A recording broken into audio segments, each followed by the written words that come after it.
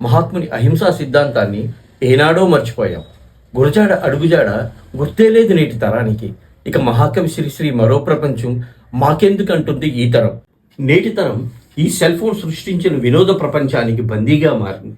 యువతను ప్రపంచం మరిచేలా చేసే పబ్జీ లాంటి ప్రాణాంతక గేమ్ షోలు, పెడదారి పట్టించే web series, short films, Facebook పరిచయాలు, ఇన్స్టాగ్రామ్, టెలిగ్రామ్ లాంటి పోస్టింగ్లు, వాట్సాప్ చాటింగ్లు, మితిమీరిన సోషల్ మీడియాలో ప్రతిదీ వార్త క్షణాల్లో అందరికీ చేరుతుంది.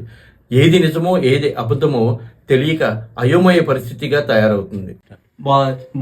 బాయిలోనే బల్లి పలికే, బాయిలోనే బల్లి పలికే, సమంత రెండో పెళ్ళి, ఇది వార్తే.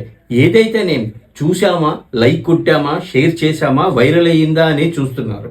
అంతేగాని సగటు మనిషి జీవితాన్ని చిన్నాభిన్నం చేసే వార్తలు ఏవీ వైరల్ కావు. నిత్యం అవే సమస్యలు వస్తుంటాయి, మళ్ళీ మళ్ళీ పలకరిస్తుంటాయి. వానొస్తే ఉల్లి ధర పెరుగుతుంది, ఎండొస్తే టమాటా మండుతుంది, పండగొస్తే పళ్ళు పూలు ధరలు చెట్టెక్కి వెక్కిరిస్తాయి. వరదలు వస్తే మహానగరాలు, స్మార్ట్ సిటీలు నీటిలో మునగడం, ఎండొస్తే నీటి కష్టాలు, కరెంటు కష్టాలు, నిత్యం పెరిగే నిత్యావసర వస్తువుల ధరలు. ఇక కరోనా లాంటి మహమ్మారి జబ్బులు వస్తే ఉద్యోగాలే ఉష్కాకులవుతాయి. సగటు మనిషి సగం సగం జీతాలతో లక్షల్లో కుటుంబాలు శవజాగరాలు చేశాయి. ఎందరో మహనీయుల ఆశలు, ఆశయాలు మరుగున పడిపోతున్నాయి.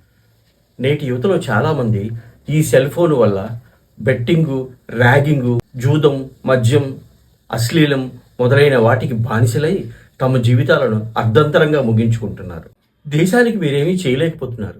కనీసం మీ కుటుంబాలకైనా మంచి చెయ్యండి.